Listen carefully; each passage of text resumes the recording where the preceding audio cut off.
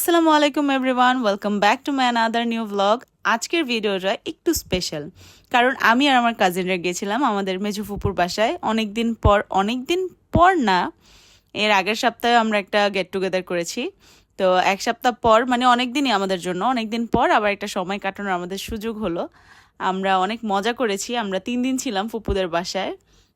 আমরা যাওয়ার সাথে সাথে ফুপু আমাদেরকে খাবার দিল, যদিও আমি আর শুভাপু রাতে গিয়েছিলাম আর বাকি সবাই বিকেলবেলা চলে গিয়েছিল। এই যে আমাদের ছোট্ট শাহজা, ওরা এত খুশি হয়েছিল, বিশেষ করে বেলা আর সায়রা। ওরা তো দুইজন দুজনকে দেখার পর থেকে এতবার কোলাকুলি করছে, মনে হয় 10 বছরের ঈদের কোলাকুলি ওরা একদিনেই সেরে ফেলছে। ভাত খাওয়ার পর ফুপু আমাদের জন্য আম কেটে দিল, আর শাহজাদি এখানে বসছে আম খাওয়ার জন্য। ওকে আম দেওয়া হচ্ছিল না বিধায় রেগে যাচ্ছিল যে ওকে কেন আম দেওয়া হচ্ছে না। তারপর 2 হাতে 2 আম নিয়ে বসে বসে সে খাচ্ছিল। ফুপু আসলে আমাদের আদর করে একের পর এক খাবার আমাদের এনে দিচ্ছিল, যদিও আমরা ওভারলোড ছিলাম, কারণ ভাত খাওয়ার পর পেটে আর একটু জায়গা ছিল না। তারপরও ফুপু একটার পর একটা নিয়েই আসতেছিল, আমরা খেতেই চলছিলাম। গল্প করতে করতে আসলে পেট ভরা থাকলেও খাওয়া হয়ে যাচ্ছিল কোন দিক দিয়ে যেন টের পাচ্ছিলাম না। এই যে সবাই বসে আম খাচ্ছি আর আড্ডা দিচ্ছি।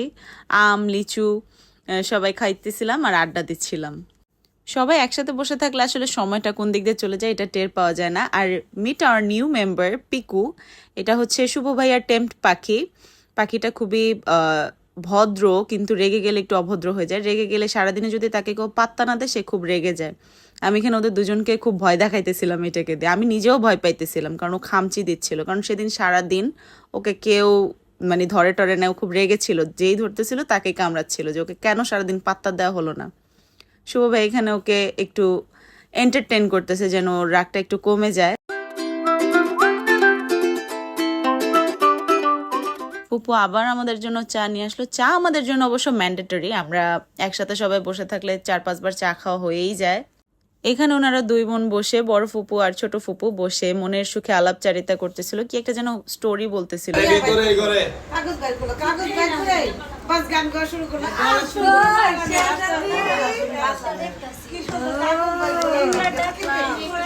এরপর আমরা কিছু মানুষ ফুপুর ড্রয়িং রুমে বসে একটু গান শুনতেছিলাম, যদিও গানটা কোনো জাতেরই ছিল না।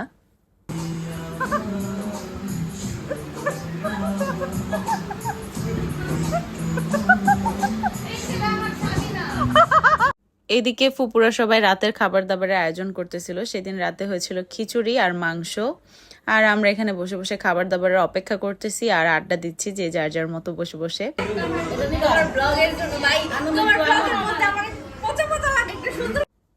এই যে ফুপুর হাতে সেই মজাদার খিচুড়ি, সাথে ছিল গরুর মাংস আর খাসির মাংস, সালাদ, কোক, সবকিছু দিয়ে একসাথে মানে জম্পেশ একটা খাওয়া দিয়েছিলাম সেদিন আমরা সবাই মিলে। সেদিন এত মানুষ ছিলাম, ডাইনিং টেবিলে আর খাওয়া দাওয়ার মতো কোনো স্কোপ ছিল না, তাই ড্রয়িং রুমেই নিচে একটা চাদর বিছিয়ে আমরা সবাই খাওয়া দাওয়ার পর্ব শুরু করে দিলাম। ফুপু সবাইকে বেড়ে বেড়ে দিচ্ছিল। আর আমাদের খাওয়া দাওয়া শেষে রাত 1টার সময় আসে সায়রার বাবা, আর সে তার বাবাকে দেখে এত খুশি, এখানেও সে ঈদের কোলাকুলি করতেছে খুশির খুশির চোটে। যদিও ওর বাবার আসাটা সারপ্রাইজ ছিল, আমরা কেউ জানতাম না আসবে। আর এই যে আসা মাত্রই শুরু হয়ে গেল 2টা বান্দরের লাফালাফি। মানে এদের নিয়ে আমি আর ভ্লগে মানে ভিডিওতেই নিব না, এরা যা শুরু করে পরে ভ্লগে আমার জন্য ভায়োলেন্সের ইয়ে না চলে আসলেই হইলো, যে এত মারামারি করে এরা। সেদিন ওদের মারামারির বিষয়বস্তুটা ছিল কণা চুপ করে ওর পিঠের মধ্যে কিল দিয়ে দৌড় মারছে, আর এরপর কণার ফোন সিজ করছে সাগর। ওর পা ধরে মাফ চাইতে হবে, আদারওয়াইজ ও ফোন দিবে না। এটা কোনো কথা? মানে এরা যে কি করে।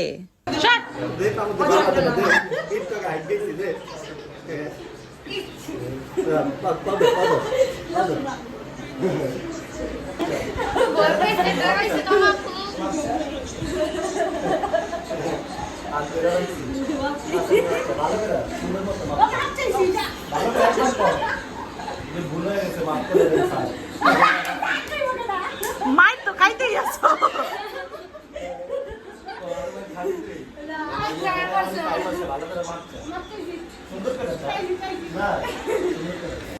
খাওয়া দাওয়ার পর্ব শেষ করে আমরা বসলাম সবাই উনো খেলতে। তো উনো খেলতে খেলতে আড্ডা দেওয়ার পর আমাদের সবার ঘুমাতে ঘুমাতে 6টা বেজেছিল। যদিও আমরা মেয়েরা কেউ 6টা বাজে ঘুমাইনি। পরের দিন সকালে আমরা গিয়েছিলাম নাস্তা খেতে এবং আরো অনেক জায়গা এক্সপ্লোর করতে গিয়েছিলাম আমরা। তো পরের দিনের সব ভিডিও আসবে ব্লগের নেক্সট পার্টে। তো আজকের মতো এই পর্যন্তই। সবাই ভালো থাকবেন, সুস্থ থাকবেন এবং আমার চ্যানেলটি সাবস্ক্রাইব করবেন। ভালো লাগলে লাইক কমেন্ট শেয়ার করবেন। আল্লাহ হাফিজ, বাই।